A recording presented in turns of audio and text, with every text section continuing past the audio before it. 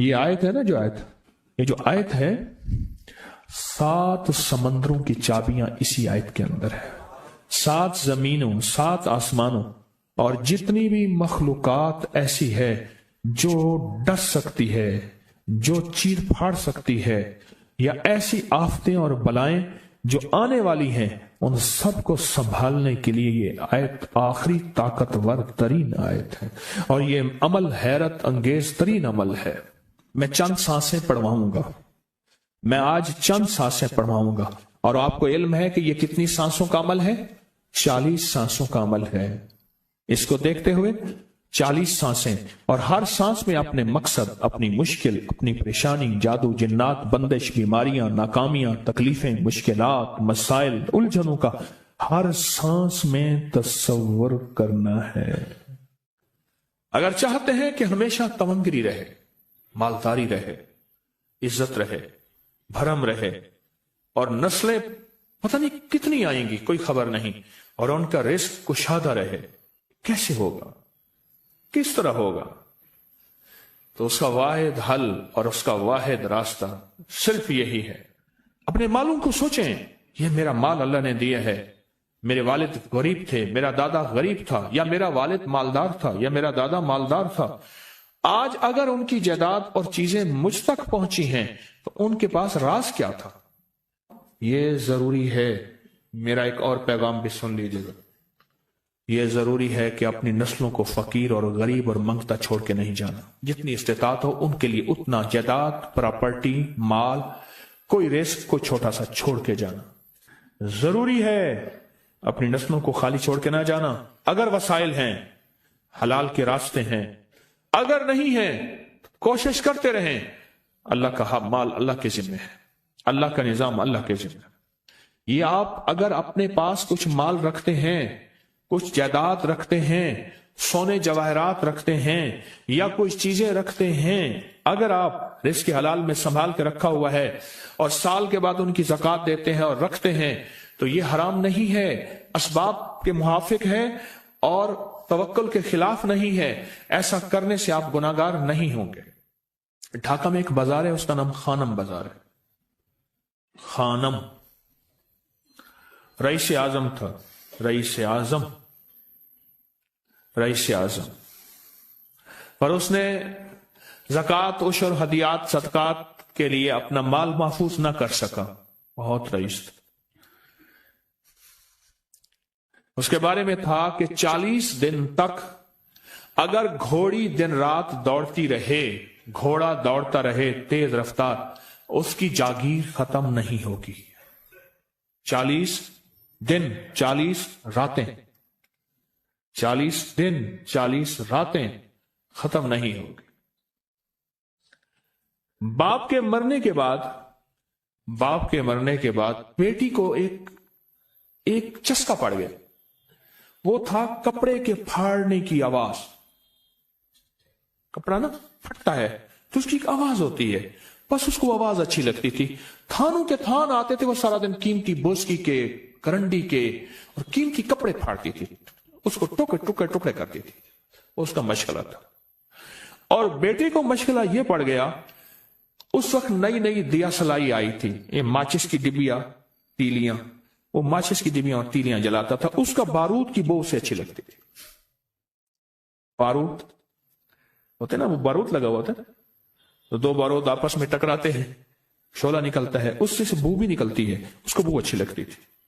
ایک وقت آیا کہ وہ خالی ہو گیا. اور خانم فارسی کا لفظ اصل میں وہ ایک اس گلی بازار کے چوراہے میں کھڑی ہوتی تھی ایک جگہ اور بھیک مانگتی تھی، اور اس کے نام پہ خود بازار کا نام خانم بازار پڑ گیا.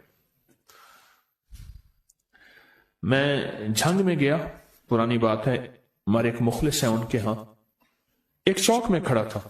تو وہ چوک سے ان کی گاڑی لینے آئی کہ آگے راستہ سمجھ نہیں آ رہا تھا. تو مجھے کہنے لگے آپ میری گاڑی میں بیٹھ جائیں. میں ان کی گاڑی میں بیٹھ گیا. مجھ سے کہنے لگے یہ جو چوک ہے نا، فلاں، میں نام نہیں لیتا، فلاں، اس کی اتنی جاگیر تھی کہ 3 دن 3 راتیں گھوڑی دوڑتی رہتی تھی، ختم نہیں ہوتی تھی. اور پھر ان کی نسلوں میں کوئی ایسا آیا اور خود اس کو کوئی ایسی چیز پڑ گئی کہ ایک وقت تھا اسی چوک پہ کھڑے ہو کے بھیک مانگتا تھا. اور ایک دفعہ سخت سردی تھی، بھیک مانگ رہا تھا، سردی میں ٹھٹر گیا اور ٹھٹر کے تو میں چھپ گئے جیسے آج کل سردی ہے. رات کو وہیں مر کے پڑا تھا. صبح اٹھایا، کچھ لوگوں نے چندہ کر کے کفن دے کے دفن کر دیا. میرے حضور کا فرمان ہے اپنے مالوں کو زکوٰۃ کے ذریعے محفوظ کرو. محفوظ کر لو. اگر محفوظ نہ کیا، نسلوں میں فقر اور فاقے، غربت، تنگ دستیاں، فقیری اور منگتا ہونا نسلوں کو دیکھے جائیں گے. ہاں، پھر نسلیں کہیں گی پدرم سلطان ہمارا باپ، ہمارا دادا بادشاہ تھا، جاگیردار تھا، مالدار تھا. ہمارے بڑے بتاتے ہیں زندگی بھر کے لیے فقر و فاقہ، غربت اور تنگ دستی سے بچے رہیں. غیب سے اللہ کا نظام ایسا چلے گا، ایسا چلے گا، ایسا چلے گا. اللہ سارے بھوکے ہوں گے، سارے پیاسے ہوں گے، سارے فقیر ہوں گے، سارے منگتے ہوں گے. اللہ تجھے کھلائے گا بھی صحیح، پلائے گا بھی صحیح، سلائے گا بھی صحیح. عزت کے تکیے، عزت کے لقمے، عزت کے جام، عزت کے جام. مالک بن دینار رحمت اللہ علیہ کے پاس ایک بندہ ہدیہ لے کے آیا. اللہ کے ولی تھے. حضرت ہدیہ قبول فرمائے. آپ قبول فرما لیتے تھے، کسی کا نہیں کرتے تھے. میں نہیں لیتا، تیرا رزق حلال نہیں ہے. دیکھ کے فرما دی، تیرا رزق حلال نہیں. دیکھ کے فرمایا تیرا رزق حلال نہیں. انہیں حضور حلال ہے، فرمایا نہیں ہے. تو اچھا فرمایا ایسا کر، یہ رزق لے جا جو مجھے ہدیہ دیتا ہے. تجھے سب سے زیادہ جو مستحق ضرورت مند ملے اس کو دے.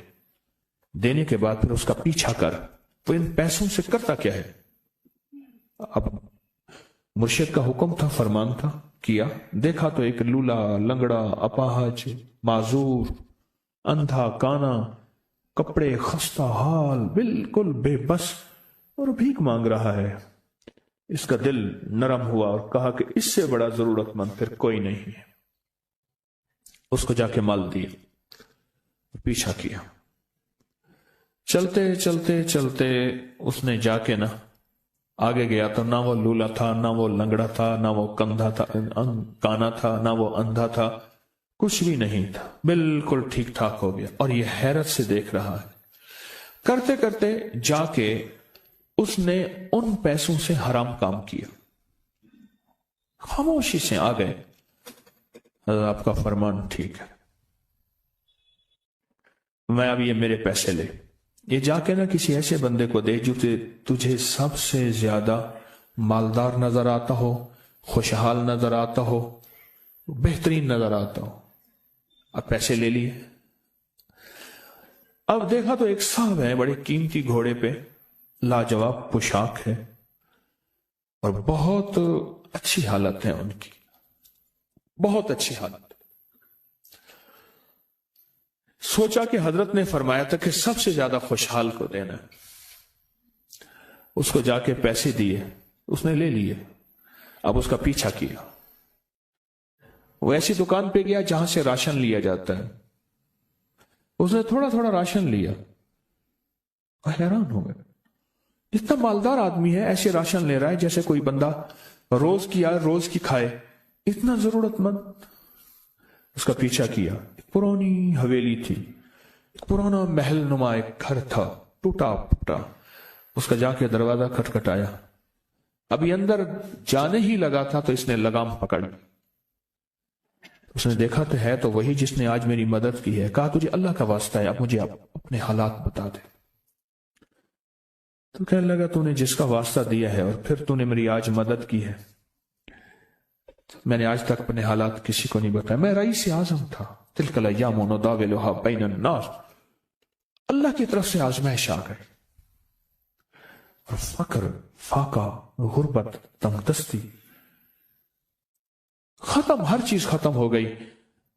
कई दिनों से मैं भी भूखा हूं, मेरा घोड़ा भी भूखा है, और ये मैंने कपड़े संभाल के रखे हुए हैं, ये एक लिबास है रखा हुआ है, बाहर इसी लिबास में निकलता हूं, किसी को यह शक ना पड़ जाए ये भूखा है, ये फक्र की हालत में है, ये गुर्बत की हालत में है। मेरे हाल से कोई सवाल का दरवाजा ना खोले, गौर से समझे। मेरे हाल से कोई सवाल का दरवाजा ना खुले, मैं ऐसा हाल बनाऊं लोग मुझे सवाली समझें, कि कुछ लोग जुबान से सवाली नहीं होते। मेरे आका का फरमान है, अपनी बीमारियों का सदके के जरिए इलाज करो। और सदका, यह सारा वाकया सुनाने का मकसद, तलाश करो, ज़कात तलाश करो, किसको देनी है, कौन जरूरतमंद है, कौन ऐसा है जिसको बज़ाहिर लोग मालदार समझते हैं, अंदर से खाली है, खोखला है। हुआ ये, एक खैर के काम के लिए पैसे जमा करने थे, खैर के काम के लिए। उस वक्त 24,000 था, बहुत बड़ी रकम थी, 24,000 मुझे चाहिए था। तो कहने लगे कि मैंने सोच सोच के कहां से ले आऊं, है नहीं, रोज कमाता हूं, बच्चों ठीक हैं, घर पल रहा, दूध लाता हूं, बेचता हूं, एक निजाम है मेरी, सर्दी गर्मी बारिश तूफान की तरतीब चल रही है, कहां से लाऊं। कहने लगे, ख्याल आया ये मोटरसाइकिल न बेच दूं। फौरन उठा, मोटरसाइकिल ले गया। गालिबन मुझे बताया कि 28,000 का ये यामा मोटरसाइकिल बिका, और बेचने के बाद मैंने उठा के सारे पैसे 24 उधर दे दिए, बाकी रख लिए। अब खाली होके बैठ के फिर मुसल्ला बिछा के अल्लाह से मांगना शुरू कर दिया, और मांगते मांगते आलम यह हुआ कि मैं फकीर हो गया। अल्लाह ने मुझे 4 दिन आजमाया।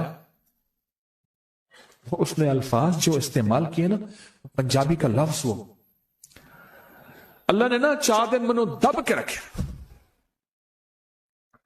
हाँ, लाहौर की पंजाबी और फैसलाबाद की पंजाबी में बड़ा फर्क है। फैसलाबाद की पंजाबी खालिस सिखों वाली पंजाबी है, लाहौर की पंजाबी में बड़ा फर्क है। दब के रखा, थोड़ा सा आजमाइश आती है, अल्लाह देखता है कच्चा है या पक्का है। कहा, बस उसके बाद मैंने अल्लाह से कहा, अल्लाह, तारिक बिन जियाद ने सारी कश्तियां जला दी थी, और कहा, कहो अब बताओ अपनी फौजों को कहां भागोगे, इधर भी मौत है इधर भी मौत है, फिर लड़ते लड़ते मर जाओ। पीछे समंदर की मौत, ठीक, और आगे दुश्मन की मौत है, कश्तियां सारी आग लगवा दी, आप करो, बोलो क्या करोगे, बोलो क्या करोगे। अल्लाह ने सारा निजाम फतह दे दी, कामयाबी दे दी, और कहा, फिर अल्लाह ने मेरे लिए जो दरवाजे रिस्क के खोले हैं, अब मुझे कोई भी चीज जरूरत होती है, मैं घर की चीज बेच देता हूं, और बेच के अल्लाह के खजानों में देता हूं, बगैर सवाल के। उसके अल्फाज हैं, क्या अल्फाज है, बगैर सवाल के अल्लाह मुझ पे रिस्क के दरवाजे खोल देता है, अल्लाह मेरी जरूरतें पूरी कर देता है, अल्लाह ने मुझे खुशहाली दी है। और मुझे कहने लगे, सारे गुर मुझे हाजी साहब ने बताए थे, अल्लाह से लेने के सारे गुर ये मुझे हाजी साहब ने बताए थे। तो आपको एक लफ्ज कह रहा हूं, जिसको भी देखेंगे कि उसकी नस्ल दर नस्ल, दसर दर नस्ल रिस्क के दरवाजे हैं, तो वो खुलेंगे सिर्फ देने के नाम पे, सवाल के दरवाजे खोलने के नाम पे, सवाल के दरवाजे खोलने के नाम पे कभी नहीं खुलेंगे। वरना रिस्क आजकल के मॉडर्न जुए में चला जाएगा। आजकल के मॉडर्न जुए आए हुए हैं। अपने रिस्क को मेरे आका का फरमान है, और बीमारियों का इलाज सदकों से करें। और सदके से मुराद सिर्फ बकरा नहीं, सदके से मुराद सिर्फ सिरिया नहीं, सदके से मुराद काले मूंग नहीं, सदके से मुराद तेल सुइयां नहीं, सदके से मुराद, ये मैं मुख्तलिफ आपको अंदाज बता रहा हूं। यहां LOS है लाहौर के साथ, ये पहले नहीं बना था, नाला था, नाले के इधर एक समनाबाद की तरफ सड़क जा रही है, पुरानी बात है। वहां कुछ बंदे ने किताबें लगाई हुई थी, बंदे ने किताबें लगाई हुई थी। मैं किताबें देख के तो आ गया, फिर दिल में आया कि जरूरतमंद है, ہمارے ایک مخلص ہیں ہمارے دوست فیصل شمسی، میں نے ان کو بڑا نوٹ دیے، میں نے کہا جا کے نا اس کو کس طرح رکھ کے پھر چلا جاتا ہوں، کیونکہ مجھے لگتا ہے وہ خوددار آدمی ہے، نہیں لے گا۔ اور انہوں نے ایسا کیا۔ سوچیں کہ میرے مال اللہ نے دیا ہے، کیا میں اپنے مال کا صدقہ اگر نکال رہا ہوں تو وہ دے کہاں رہا ہوں؟ ضرورت مند کیا میں تلاش کر رہا ہوں؟ اور میں ضرورت مندوں میں سب سے پہلے وَبِذِي الْقُرْبَى وَالْيَتَامَى وَالْمَسَاكِينَ وَابْنِ السَّبِيلِ، مسافر پردیسی چوتھے، پھر مسکین ہے، پردیسی ہے، مسافر ہے، یتیم ہے۔ ضرورت ہے اس چیز کی، اس کی ضرورت ہے، کیونکہ یہاں جتنے مانگنے والے ہیں ان کے بارے میں صرف ایک لفظ کہوں گا، یہ لفظ آپ پکا رکھ لیں، یہ سب خواہشات کے مانگنے والے ہیں، ضروریات والے نہیں ہیں، خواہشات۔ اتنا بڑا بنگلہ، اتنی بڑی سواری، فلاں برانڈ کا موبائل، فلاں چیز فلاں چیز فلاں چیز، یہ خواہشات کی کوئی حد نہیں ہے، یہ لفظ بھی ذہن نشین رکھیے گا، میرے ساتھ بولیں، خواہشات کی، ضروریات کی حد ہے، خواہشات کی حد نہیں ہے۔ عاجزانہ دعاؤں کے ذریعے اگر اپنی مصیبتیں، اپنی بلائیں، اپنی پریشانیاں اور اپنی تکلیفیں ٹلوانا چاہتے ہیں تو اس کے پیچھے ہمارے ساتھ کون سی دعائیں ہوں؟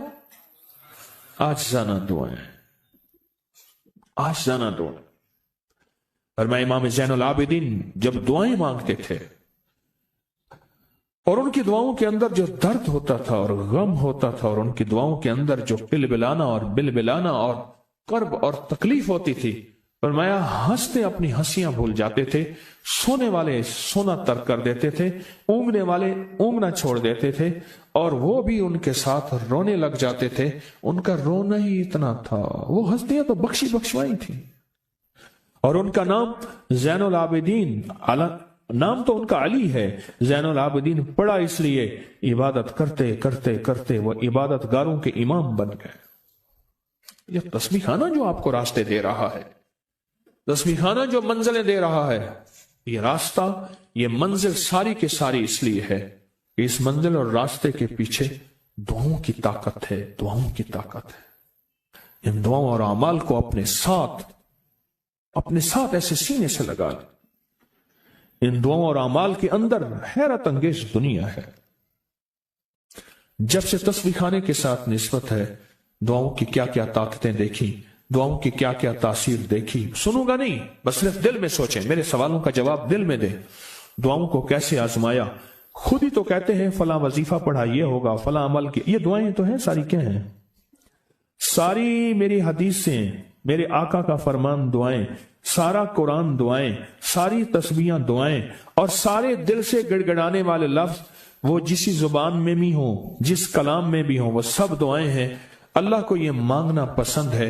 اللہ کہتا ہے پھر وہ مصیبتیں جو کھجور کے درختوں سے نیچے آ چکی ہوتی ہیں، میں ان کھجوروں کو بھی، ان درختوں کو بھی، ان مصیبتوں کو بھی ٹال